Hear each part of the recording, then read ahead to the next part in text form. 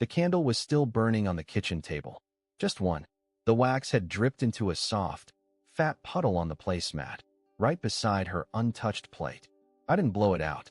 I just sat there, letting the silence fill my ears the way laughter used to. The food was cold. Her chair, empty. My stomach, knotted.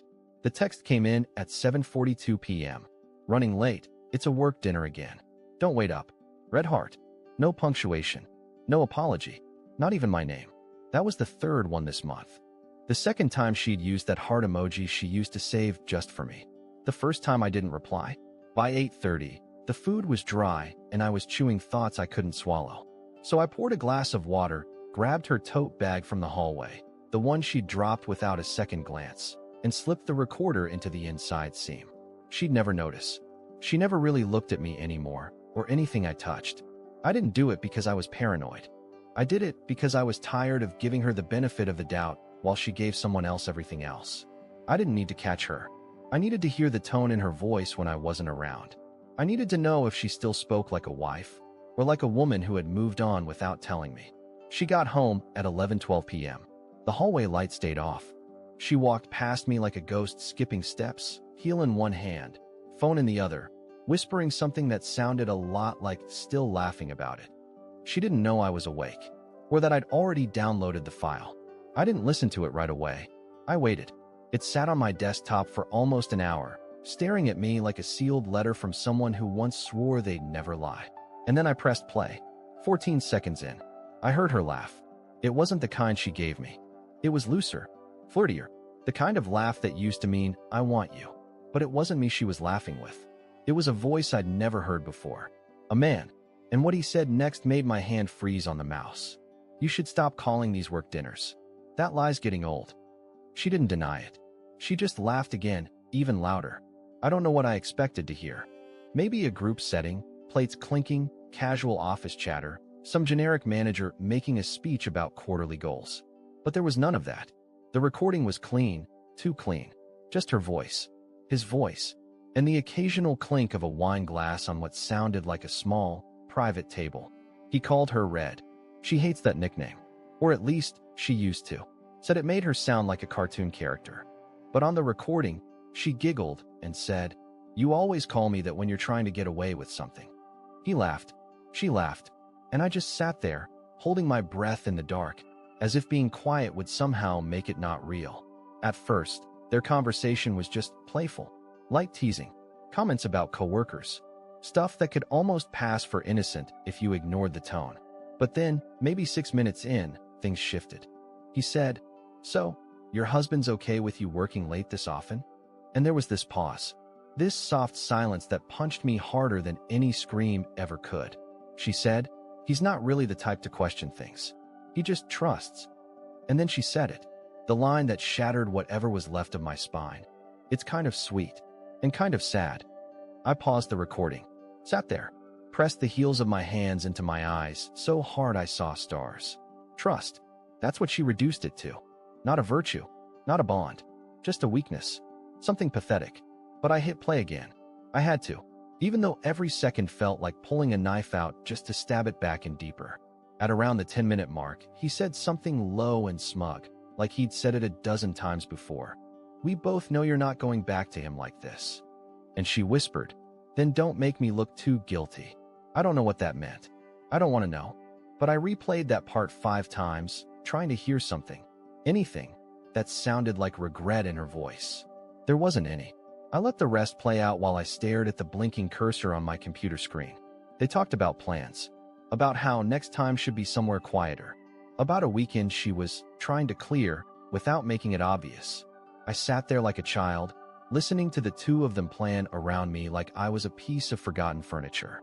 And when the file finally ended, exactly 27 minutes and 46 seconds later, I didn't cry. I just stood up, walked to the bathroom, turned on the shower, and sat on the floor under the water fully dressed. I stayed there until my fingertips wrinkled and my chest stopped shaking. She was already asleep when I came out. The cold part? She didn't even notice the bag had been moved. Not even a flicker of suspicion. That's when I realized this wasn't new for her. This was rehearsed, polished. I was the only one still catching up, but not for much longer. The next morning, I made her coffee like I always did. 2 sugars, a splash of oat milk, the travel mug she liked with the lid that never quite fit right. She walked into the kitchen wearing that oversized sweater I bought her last Christmas, the one she used to thank me for with a kiss. Today, she didn't even look at me. "Morning," she said flatly, scrolling her phone. She didn't even wait for me to answer before heading toward the door. "I've got that early client call, remember?" I just nodded, smiling like a fool. "Your coffee's hot." She didn't say thank you. She never does anymore. When the door shut behind her, I didn't move. I stared at the little smudge her thumb left on the mug when she picked it up. She still wore the same perfume, the vanilla rose blend I used to love. Now it just smelled like someone else's victory. I told myself I wouldn't spiral. I told myself I wouldn't check her location again, wouldn't dig through old texts, wouldn't stare at her wedding ring on the counter wondering when she started leaving it there. But I did all of that anyway, because that's what you do when you're trying to figure out how long you've been a joke. I went to work like normal. Fixed a vending machine that wouldn't dispense anything but sour candy. Listened to 2 coworkers argue about fantasy football. Laughed at their jokes even though I felt like my ribs were cracking from the inside. I checked my phone 10 times an hour, even though I knew she wouldn't text me. She didn't. But around 4:13 p.m., I got an idea. Not the petty kind. Not the scream and break something kind. No, this was colder. I emailed a buddy of mine from high school, Corey. He's the kind of guy who knows how to find out things people try to hide. Private investigator, works quiet, doesn't ask questions. I never thought I'd use the number he gave me back in July when I told him something felt off. But now I was ready. All I said in the message was, "Still have access to background traces? I don't need proof of cheating. I already have that. I want to know who he is." He replied 6 minutes later. "Just one line. Send me what you have. I'll handle the rest." That night, Lila came home humming. That same tune she hums when she's had a good night out. Not too much wine, just enough attention. She kicked off her boots, tossed her bag on the couch, and flopped down next to me like nothing was wrong. Like we were still normal. "How was your day?" she asked, resting her head on my shoulder. I froze, because suddenly, she wanted to talk. Suddenly, she was interested, and I realized it wasn't guilt that brought her back to me that night. It was fear. She'd seen the corner of the recorder's USB plug sticking out of my laptop the night before. I'm sure of it. She didn't mention it, didn't ask, didn't accuse, but I felt it. The shift. She was checking, testing. And so I smiled, stroked her hair, and said, "Fine, baby. Everything's just fine." Because the truth was coming, and she wouldn't hear it from me. She'd hear it from the one person she thought she could hide forever, the man behind the voice. And when she did, she'd break before I ever raised my voice. Corey didn't waste time. He never does. I sent him the audio file, a time-stamped snippet of their conversation, and the time and location of the so-called work dinner. He asked for 48 hours. He only needed 16. The message came in the next afternoon while I was at a red light, half zoning out to a podcast I wasn't even listening to. It was a single photo. No text. Just a clean, zoomed-in image from a social media profile. His name was Tanner Blythe. I stared at it like it would blink or vanish or offer some explanation for why it existed in my life at all. He wasn't a stranger. He was worse. He was someone I'd actually shaken hands with. 2 years ago, at my own house. He'd done some freelance branding work for Lila's company. She'd introduced him like he was barely relevant. "This is Tanner. He does some of our design stuff. He's funny." That's all she'd said. But I remembered his smirk. The way he looked me over like he was scanning a receipt someone else already paid for. Now I couldn't stop thinking about how familiar they already were back then. And I hated myself for it. I tapped the photo, expanded it, scrolled. His profile was open, stupid, careless, arrogant. I scrolled through filtered selfies, gym mirror shots, ironic captions about hustle and grind, until I found one from 6 weeks ago that made my blood ice cold. It was at a rooftop bar, the Hollow Pine, same as the receipt I found, and in the blurry reflection of the wine glass he was holding, I swear I saw her hair. That deep auburn shade I could spot in any crowd. And next to it, her laugh, caught mid-motion. I couldn't breathe for a second, not because she was smiling, but because I hadn't seen her smile like that in months. That night, I didn't go home right away. I parked in a grocery store lot a block from our place and sat there for hours watching families come and go, headlights flashing over my windshield, thinking about all the stupid nights I stayed up waiting for her. I remembered the birthday she missed because she forgot the time at a client dinner. The anniversary dinner she rebooked for next week because she was stuck in traffic. The nights she came home smelling like cheap wine and excuses. I should have screamed. Should have called her. Should have walked in and confronted it head on. But I didn't.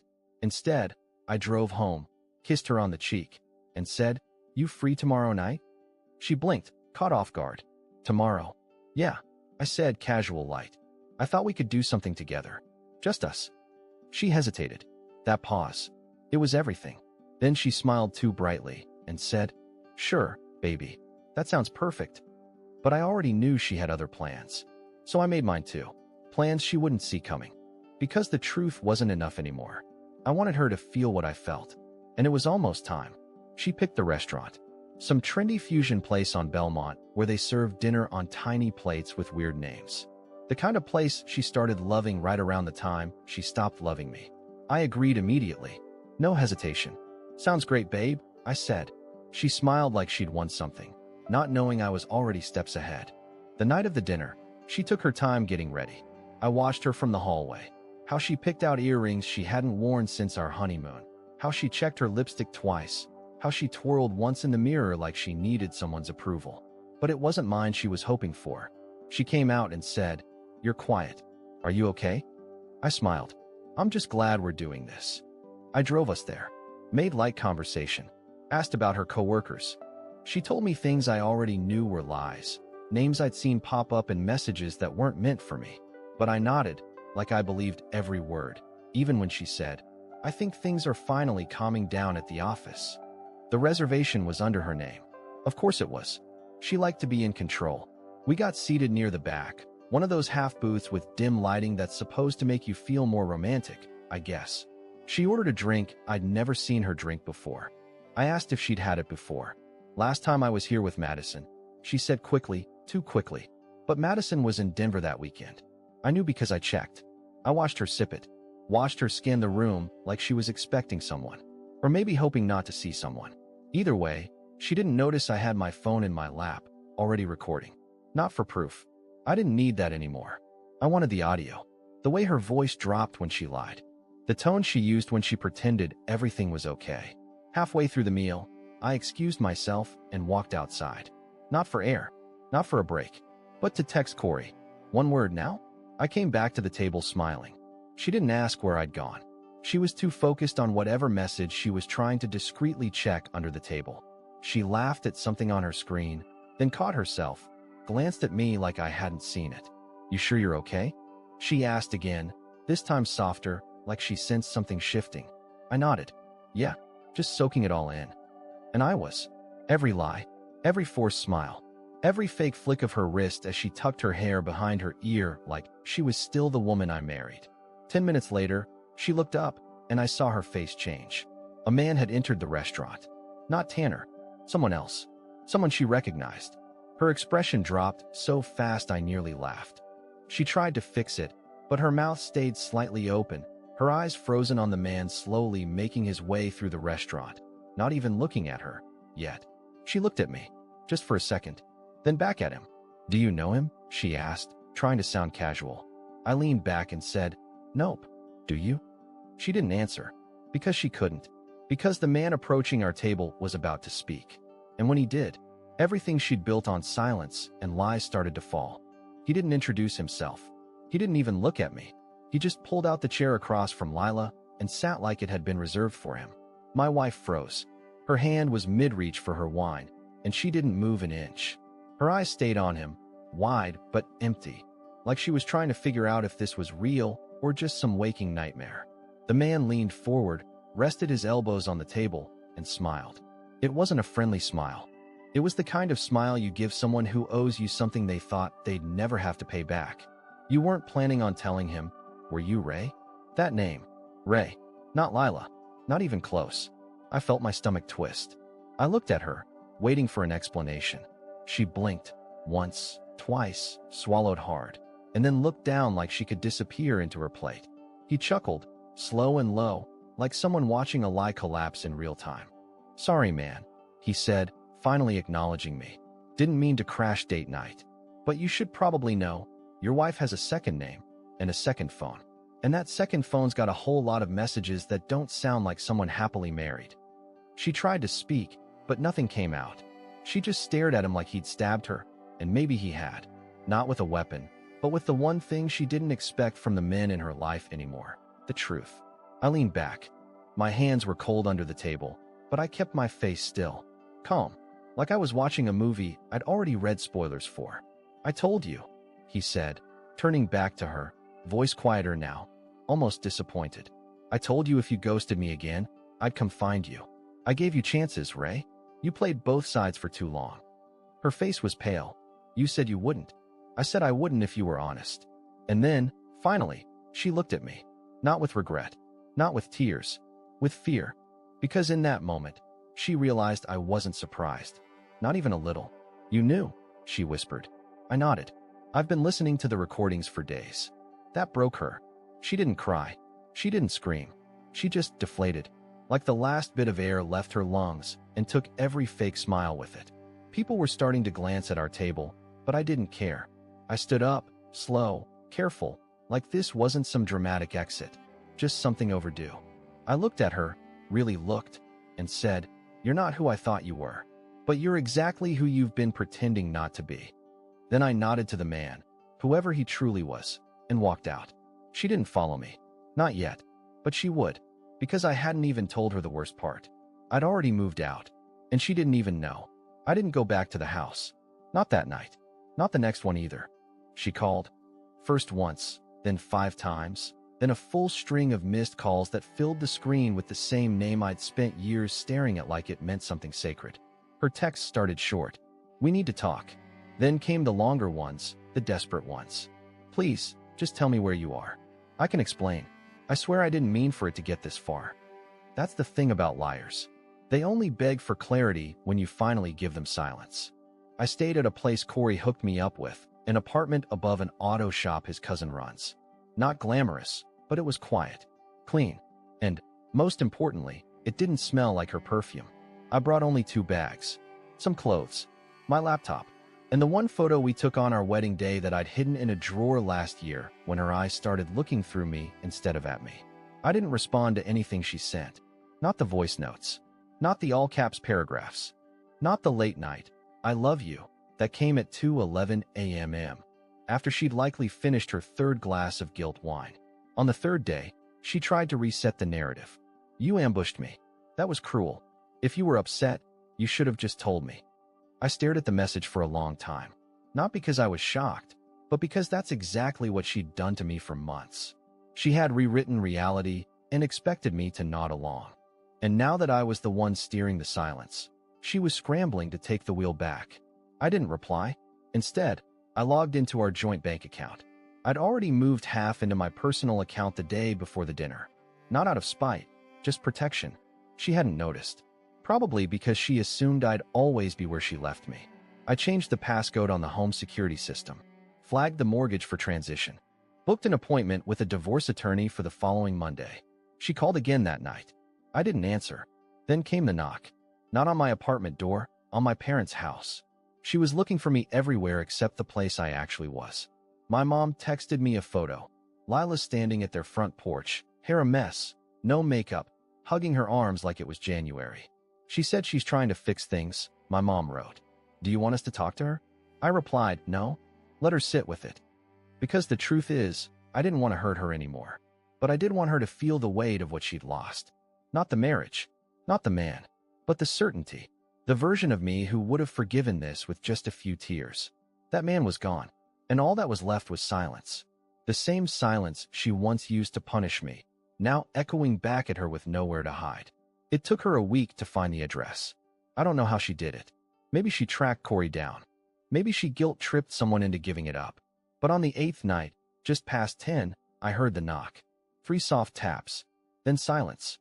Then a 4th, like she wasn't sure anymore if she had the right to be there. I didn't open the door right away. I stood in the hallway, heart calm for the first time in weeks. I wasn't angry. I wasn't afraid of what she'd say. I wasn't hoping for some grand apology or explanation. I was just done. When I finally opened it, she looked smaller. Not because she'd lost weight or makeup, but because the performance had stopped. No lies. No pretending. Just Lila, standing in the glow of a hallway light, holding her phone in one hand and a folded-up note in the other. I know I don't deserve it, she said, voice shaking. But I needed to see you one more time. I needed to ask if there's any part of you left that still wants this. I looked at her for a long moment. Not with bitterness. Not with anger. Just clarity. There was, I said gently. But that part of me spent the last year waiting at a table alone while you smiled for someone else. That part of me died the night I realized you weren't coming back. Not really. And what's left? It doesn't hate you. It just finally respects itself enough to walk away. Her eyes filled, but she didn't speak. She looked down at the paper in her hand like it was supposed to change my mind. You don't have to take it, she whispered. But it's everything. All of it. Every lie, every moment, written down. I wanted you to have the truth. I just couldn't carry it anymore. I took the note, not for her, but for closure. And I said the last thing I ever needed to say to her. Thank you. But I already found the truth. It was in the silence. Then I closed the door. I didn't lock it out of spite. I just didn't need it open anymore. That night, I slept better than I had in months. No texts, no recordings, no more wondering, just peace. The next morning, I opened the windows, made coffee, packed the last bag I'd left half full in the corner. I wasn't running. I wasn't escaping. I was just moving on, not toward revenge, not toward rebound, but toward something I hadn't felt in a long time. Myself. And for the first time in years, that was enough.